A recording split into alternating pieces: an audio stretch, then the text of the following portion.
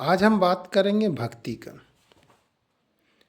आज अक्सर लोगों का कहना है कि कलयुग से भगवान गायब हो गए हैं, कलयुग में भगवान मिलना नहीं है। ये गलत है। भगवान तो भगवान है, चाहे वो कलयुग हो, चाहे सतयुग, चाहे त्रेतायुग, कभी भी मिल सकता है। पर रास्ता गलत है। कलयुग में ही क्यों भगवान हमको नहीं मिल रहा है, उसके पीछे कारण है। कारण ये है कि जो हम भक्ति करते हैं वो भक्ति का रूप है, वो कुछ अलग हो सकता है। अब हमारा शरीर का जब हम विघटन करते हैं तो शरीर ऑक्सीजन, फास्फोरस, कैल्शियम इन विभिन्न केमिकल में टूट जाता है। उस केमिकल का जब हम विघटन करते हैं तो करते करते एक आखिरी अणु में हम जाके रुक जाते हैं। वही आखिरी अणु भगवान है। चाहे वो पेड़ पौधे को विघटन करें, चाहे पानी को विघटन करें, चाहे पत्थर को विघटन करें, सभी को विघटन करने पर केमिकल मतलब टूटते टूटते टूटते एक आखिरी अणु में जाके रुक जाता है, जैसा साइंस कहता है। तो मनुष्य को ही एक ऐसा ताकत दिया गया है कि वो भक्ति करके उस कण तक पहुंच सकता है। लेकिन कलयुग में होता क्या है, जब कभी हम भक्ति करते हैं तो शरीर में हमारे एक भक्ति का रस उत्पन्न होता है। जैसे हम घृणा करते हैं तो घृणा का रस उत्पन्न होता है, गुस्सा करते हैं तो गुस्सा का रस उत्पन्न होता है, प्यार करते हैं तो प्यार का रस उत्पन्न होता है। उसी प्रकार भक्ति करने से एक भक्ति का रस उत्पन्न होता है। जब भक्ति करने से जब भक्ति का रस हमारे पूरे शरीर में एक एक कण में जब विद्यमान हो जाता है, तब जाके वो कण तक हम पहुंच सकते हैं। अब वो कण तक क्यों नहीं पहुंच पाते, उसका कारण है हम किसी भी चीज़ की भक्ति करें, जैसे ही भक्ति करते हैं, भक्ति रस तो हमारे शरीर में मान लीजिए 1% उत्पन्न हुआ, लेकिन जैसे ही हम भक्ति से बाहर दुनिया में लीन हुए या बाहर कोई कर्म करने के लिए गए तो हिंसा करने लगे, तो हिंसा का रस उत्पन्न होने लगा शरीर में, पूरे नसों में हिंसा का रस दौड़ने लगा।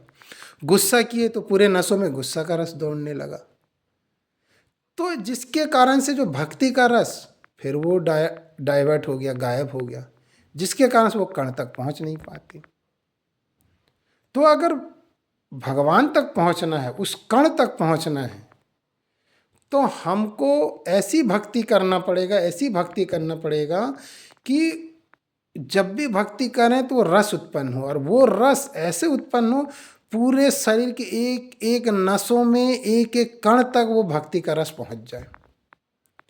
मतलब हम भक्ति ऐसे करें कि मान लीजिए हम भक्ति कर रहे हैं तो आपके नसों में वो भक्ति का रस दौड़ रहा है। जब भी हम कभी भक्ति करते हैं या कुछ भी करते हैं, हर चीज़ का अलग अलग एक रस होता है। वो शरीर में साइंटिफिक तरीके से सबको पता है कि कुछ चीज़ करते हैं तो शरीर में उसका रस उत्पन्न होता है।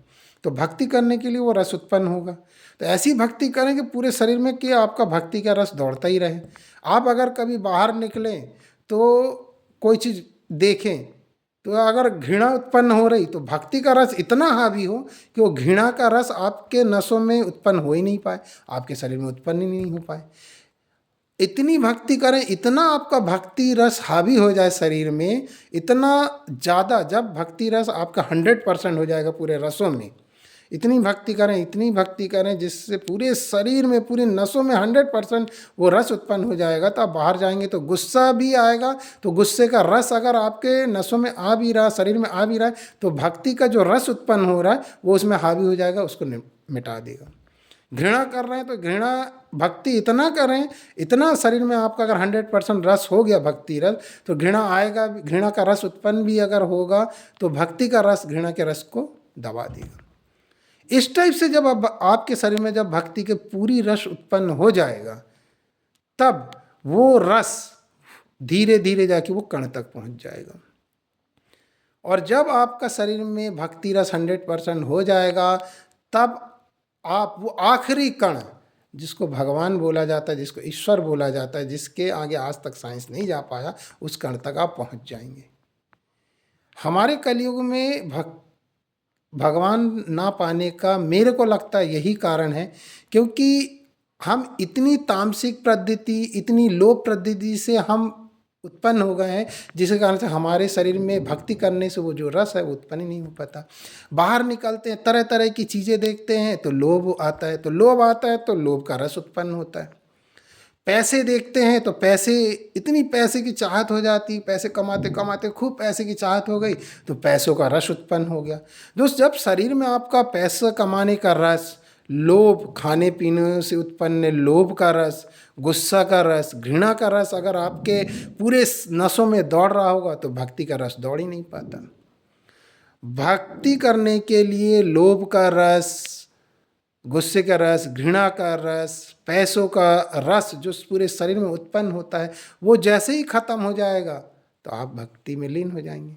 कुल मिला के भक्ति का रस को 100% करना है और आपका लोभ का रस, ये सारे रस को पूरे नसों से खत्म कर देना है। जिस दिन आपका पूरे नसों से ये रस खत्म हो जाएगा और भक्ति का रस 100% हो जाएंगे, उस दिन वो आप कण तक पहुंच जाएंगे।